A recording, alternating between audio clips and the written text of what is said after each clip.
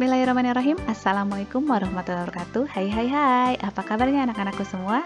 Semoga selalu sehat dan tetap bersemangat. Bertemu lagi dengan Bu Esti dalam pelajaran ilmu pengetahuan sosial. Kali ini kita akan membahas tentang peristiwa proklamasi kemerdekaan dan upaya membangun kehidupan bangsa yang sejahtera. Nah, apa yang bisa kita ingat dengan gambar dan lagu ini? Ya, ini adalah gambar peringatan kemerdekaan Indonesia. Pada hari ini, tanggal 17 Agustus 1945, seluruh bangsa Indonesia merayakan kemerdekaan Indonesia, yang mengingatkan kita pula pada proklamasi kemerdekaan tanggal 17 Agustus 1945.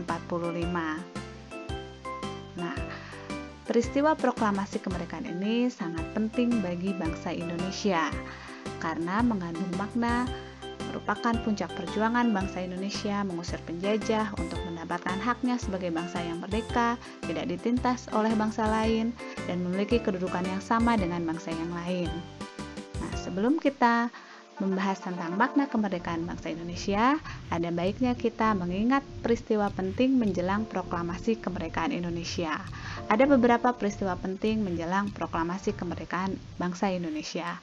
Yang pertama adalah jatuhnya bom atom di Hiroshima dan Nagasaki, Jepang. Kita ketahui bahwa saat itu Jepang yang menjajah Indonesia sedang berperang melawan sekutu di Perang Dunia Kedua. Pada tanggal 6 Agustus 1945, kota Hiroshima dibom atom oleh sekutu. Dan 3 hari kemudian, tanggal 9 Agustus 1945, kota Nagasaki dibom atom oleh sekutu. Tanggal 9 Agustus 1945, Insinyur Soekarno, Muhammad Hatta, Rajiman Weddireningrat menemui undangan Jenderal Terauchi di Dalat, Vietnam. Pada pertemuan ini, Jepang melalui Jenderal Terauchi menjanjikan kemerdekaan kepada bangsa Indonesia. Namun, tanggal 15 Agustus 1945, Kaisar Jepang menyatakan menyerah tanpa syarat kepada sekutu. Nah, berita ini didengar oleh para pemuda Indonesia. Para pemuda Indonesia mendesak agar Soekarno-Hatta segera memproklamasikan kemerdekaan Indonesia karena Jepang sudah menyerah kepada sekutu. Namun, usulan ini ditolak oleh golongan tua yang mengusulkan supaya kemerdekaan Indonesia itu dibicarakan dahulu dalam sidang PPKI. Akibatnya, pada tanggal 16 Agustus 1945 dini hari, Soekarno-Hatta diculik oleh golongan muda ke Rengas Dengklok, Karawang. Di sana, mereka didesak supaya segera memproklamasikan kemerdekaan Indonesia. Setelah didesak, Soekarno dan Hatta akhirnya menyetujui untuk segera memproklamasikan kemerdekaan Indonesia. Pada tanggal 16 Agustus 1945 malam itu juga, Soekarno-Hatta kembali ke Jakarta berkumpul di rumah Laksamana Maeda. Di sana mereka merumuskan naskah proklamasi. Ada beberapa tokoh penting dalam perumusan naskah proklamasi, di antaranya Ahmad Soebardjo, Muhammad Hatta, Insinyur Soekarno, dan Sayuti Melik. Nah, Ahmad Soebardjo ini yang mengusulkan kalimat pertama dalam naskah proklamasi. Kemudian kalimat keduanya merupakan usulan dari Muhammad Hatta. Naskah proklamasi ini ditulis tangan oleh Insinyur Soekarno, kemudian diketik oleh Sayuti Melik. Nah, berikut ini adalah naskah proklamasi. Awalnya proklamasi kemerdekaan hendak dilakukan di lapangan Ikada.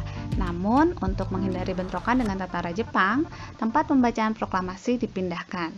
Proklamasi kemerdekaan Indonesia dibacakan di Jalan Pegangsaan Timur nomor 56 Jakarta pada hari Jumat 17 Agustus 1945 pukul 10.30.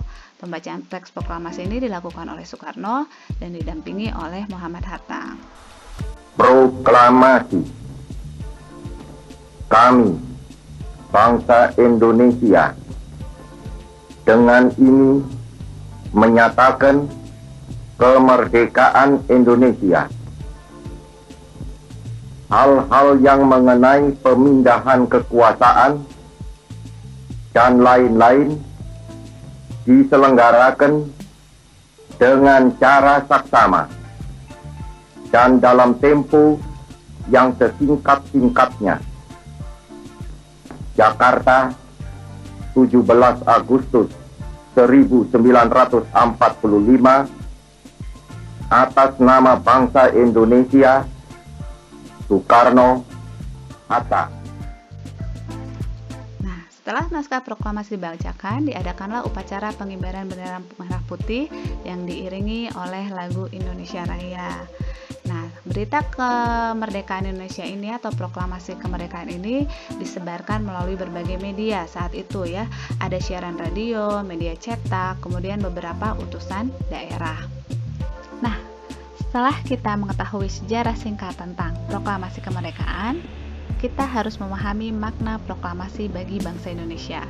Yang pertama, proklamasi sebagai puncak perjuangan bangsa Indonesia. Bangsa Indonesia sudah dijajah oleh bangsa lain, penduduknya yang berlatar belakang yang berbeda, bersatu melawan penjajah, dan proklamasi ini merupakan hasil perjuangan seluruh bangsa Indonesia.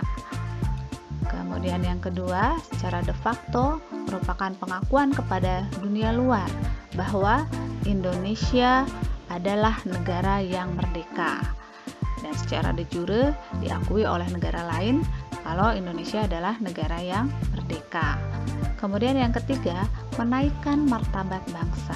Dengan adanya proklamasi kemerdekaan ini, bangsa Indonesia bukan negara yang dijajah lagi, tetapi adalah negara yang bebas, memiliki martabat, dan merupakan negara yang mandiri.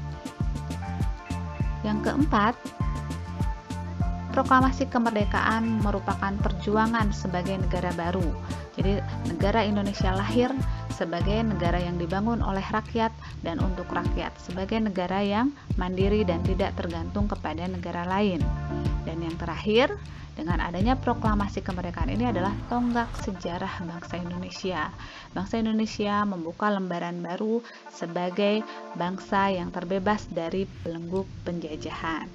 Nah, itulah 5 makna proklamasi bagi bangsa Indonesia. Untuk selanjutnya, nanti kita akan bahas tentang upaya mempertahankan kemerdekaan bangsa Indonesia. Tapi, simaknya di video yang berikutnya. Untuk sementara ini, sampai jumpa lagi di video yang berikutnya. Assalamualaikum warahmatullahi wabarakatuh.